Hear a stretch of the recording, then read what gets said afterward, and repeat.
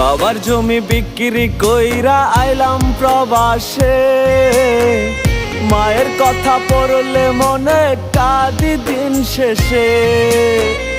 বাবার জমি বিক্রি কইরা আইলাম প্রবাসে, মায়ের কথা পড়লে মনে কাঁদি দিন শেষে।